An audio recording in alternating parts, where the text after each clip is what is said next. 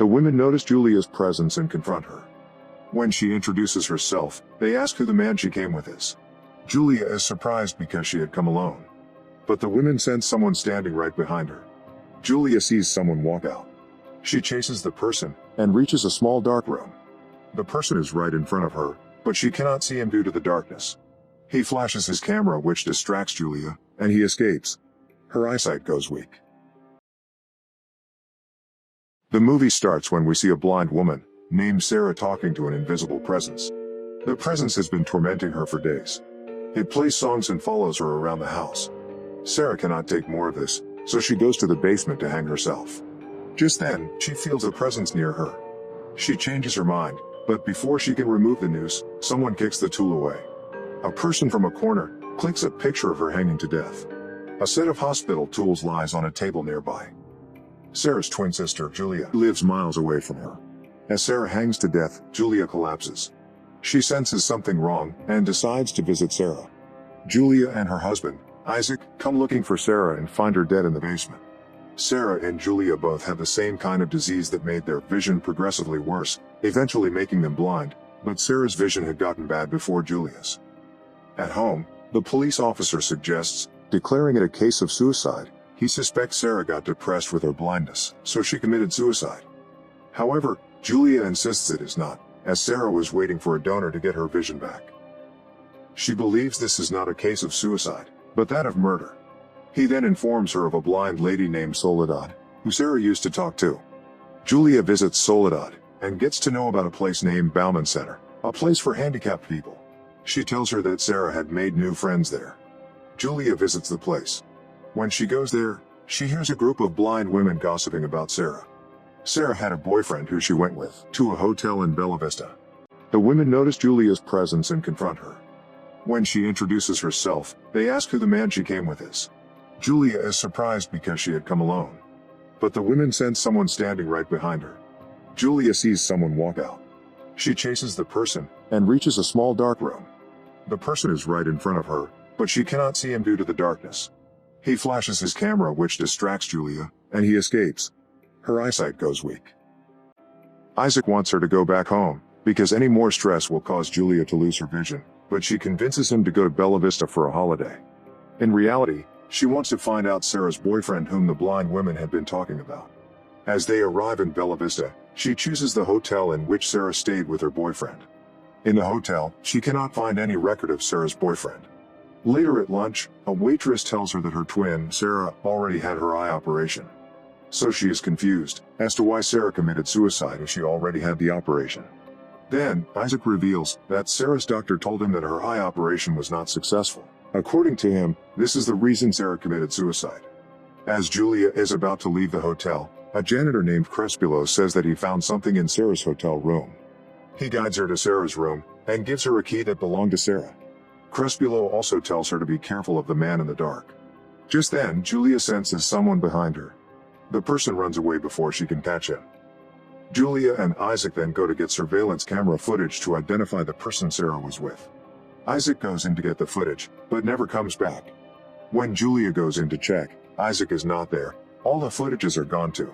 She reports to the police about Isaac's disappearance and tells them about the invisible man. Just then, we see Crespillo bathing in a tub. Someone cuts off the light bulb over him. It electrocutes him to death. The police and Julia come looking for Crespillo and find him dead. Julia is now sure that the invisible man has killed Crespillo and kidnapped her husband. Worried about Isaac, she gets a seizure that further weakens her eyesight. She goes to see her doctor, who tells her that she has less than a month before she goes fully blind. He arranges an eye transplant surgery for her. Later that day, she goes back to Soledad's house. Soledad had a husband and a son named Angel. Her husband left her, and Angel had looked after her for 10 years before suddenly leaving one day.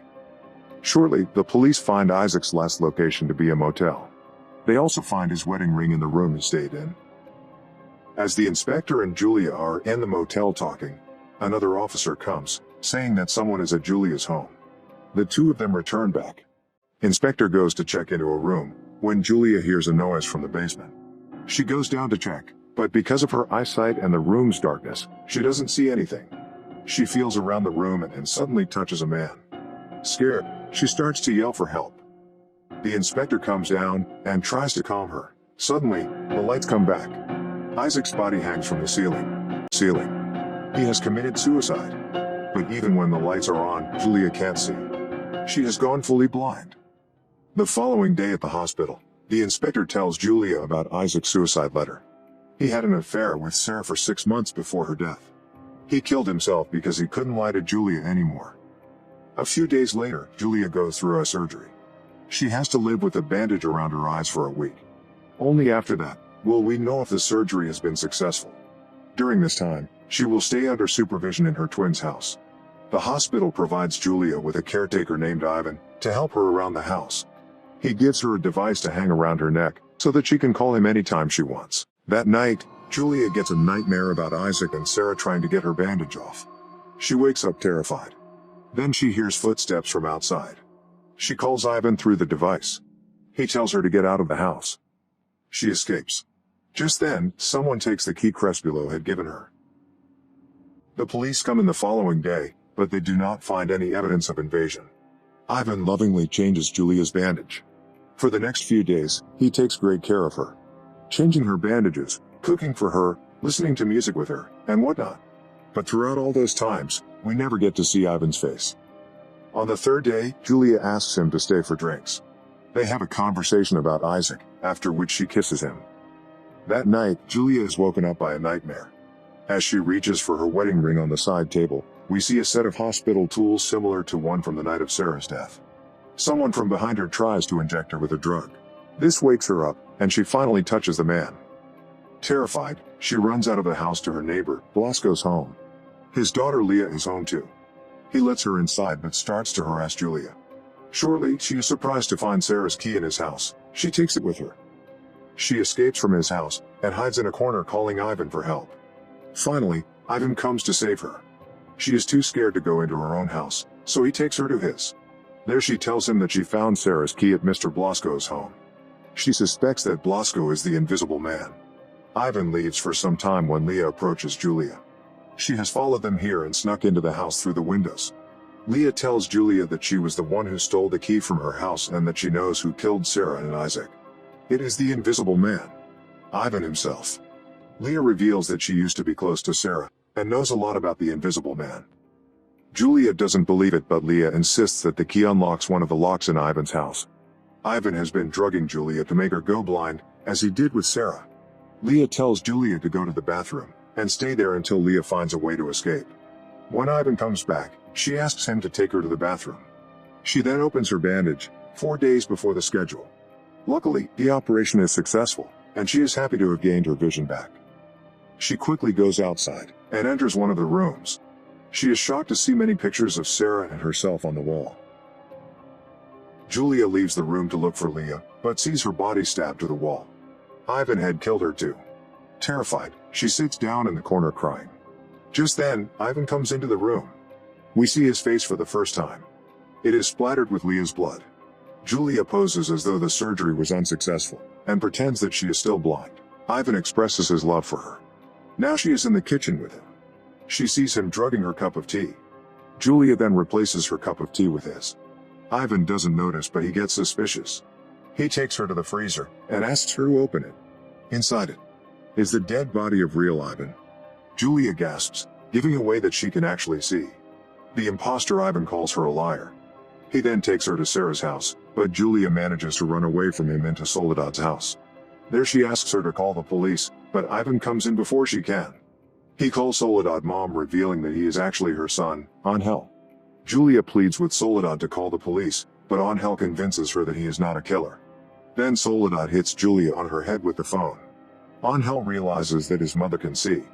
Soledad reminds him he will be nothing without her. This agitates Angel, so he chokes her. He wants her to go back to being blind again. He pokes her eyes with a needle. When Julia wakes up, she is in the basement of Sarah's house.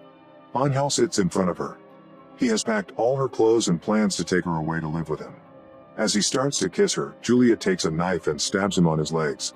She quickly runs out of the basement and locks him there. But she can't get out of the house. She calls the police. Just as Angel breaks the door, Julia cuts off all the lights in the house. It is pitch dark. Angel uses his camera flash to look for Julia, and finds her. As he tries to stab her, the police come in. But they too cannot see anyone in the dark room. Julia takes one of the torchlights from them and shines it to Angel in the corner. The shadow finally comes to light. Angel cannot handle being looked at by so many people, so he slits his throat, killing himself. Cut to a few weeks later, Julia is at the hospital. She finds that the damage to her new eyes is irreversible, as she had been continuously injected by her fake caretaker. Using her last few hours of vision, Julia says goodbye to Isaac's corpse. It is revealed that he was the one who donated her with his eyes. The movie ends as the camera zooms into Julia's eye. Now, for the explanation. Sarah and Julia both have a condition called degenerative vision. This causes them to lose their vision progressively, eventually going blind. Sarah loses her vision before Julia. Angel has a fascination for blind girls. He calls himself an invisible man. This is a metaphor for him trying to say that he has no friends or family. No one notices him when he's around because he's not worth noticing. Over time, Angel has developed the ability to be stealthy and stalk victims efficiently. He took care of his mother Soledad for 10 years thinking she was blind. Soledad was the only person who he talked to. This filled Angel with resentment towards everyone who did not notice or care for him. However, he fell in love with Sarah, and then Julia.